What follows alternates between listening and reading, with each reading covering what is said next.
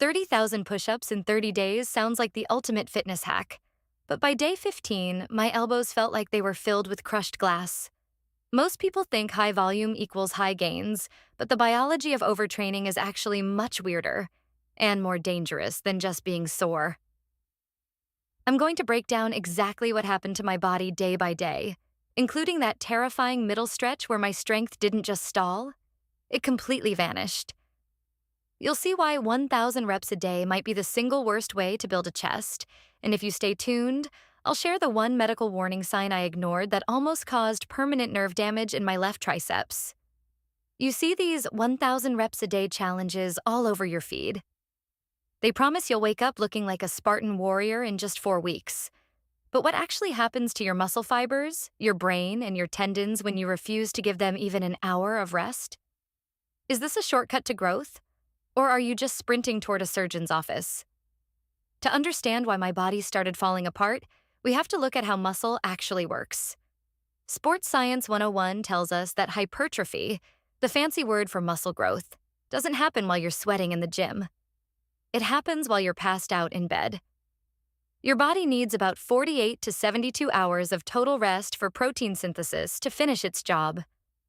When you hit the same muscle every single morning, you're basically ripping open a wound before the scab has even had a chance to form.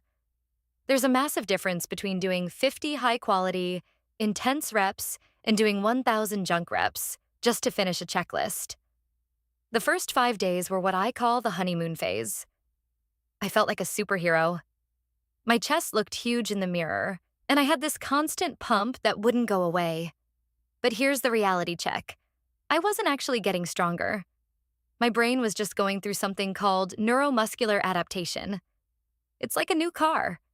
Everything feels tight and responsive for those first few 100 miles. Your brain is just getting better at firing the muscles you already have. That massive look? That was mostly just inflammation and extra blood flow. If you've ever started a new habit and felt that day 3 wall where the excitement wears off and the reality sets in, hit that like button. So I know I'm not the only one who struggles with the start of a big goal.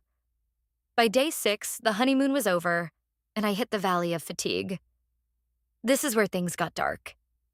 My cortisol levels, the body's stress hormone, shot through the roof. When cortisol stays high for too long, it actually suppresses your testosterone and stops your body from building any new muscle. I was trying to build a house while a wrecking ball was still hitting the walls every single morning. By day 10, I was actually weaker than I was on day 1. I couldn't even finish a set of 20 without my arms shaking like leaves. But the weirdest thing wasn't the muscle pain. It was what started happening to my sleep schedule. I was exhausted, but I couldn't sleep. My central nervous system was so fried from the repetitive stress that I stayed in a constant state of fight or flight. Then came the tendon trap. This is the part most fitness influencers never talk about. Your muscles have incredible blood flow, which helps them heal fast. Your tendons? Not so much. They take about 3 times longer than muscle to adapt to a new load.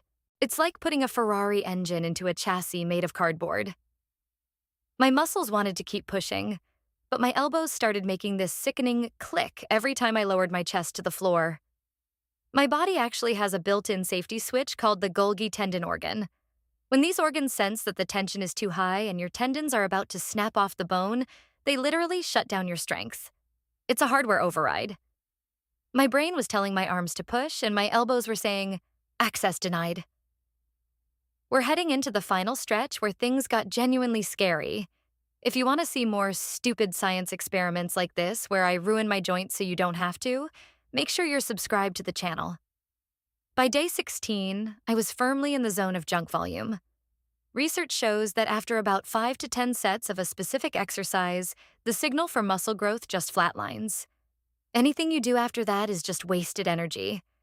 It's like trying to pour water into a glass that's already full. You aren't getting more water. You're just making a mess on the floor and getting the carpet wet. I was spending 2 hours a day doing push-ups, but my body had stopped caring about growth. It was just trying to survive. The final few days were a lesson in something called the repeated bout effect. My body became a push-up machine. You'd think that's a good thing, right? Wrong. My body got so efficient at the movement that I was actually burning fewer calories by day 30 than I was on day 1. My heart rate wouldn't even go up anymore. I was doing more work and getting less return on my investment. Wait till you see the before and after photos. The results were absolutely not what I expected. I didn't look like a bodybuilder. I just looked tired and flat. My muscles had lost their pop because they were chronically dehydrated and starved of recovery. Back in the 1920s, famous strongmen like Eugene Sandow didn't do 1,000 reps of anything. They focused on high tension and low reps because they understood that quality always beats quantity. A study from the University of Kansas actually looked at markers for overtraining syndrome, and I checked every single box: mood swings, resting heart rate spikes, and a plummeting cortisol to testosterone ratio. I was basically inducing a temporary medical condition for the sake of a YouTube challenge. The bottom line is this: consistency beats intensity, but recovery is the actual work.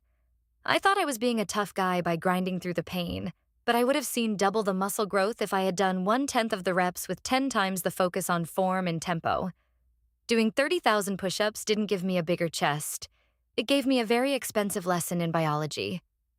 My elbows finally stopped clicking yesterday, but I'm still feeling the fatigue in my shoulders. I set out to change my body, but I ended up just testing my pain tolerance. If you're looking for a real transformation, don't count the reps. Make the reps count. Was it worth it? Probably not. But at least now we know why the 1,000 reps a day dream is usually just a nightmare for your joints. Give your body the rest it deserves, and it'll actually give you the results you're looking for.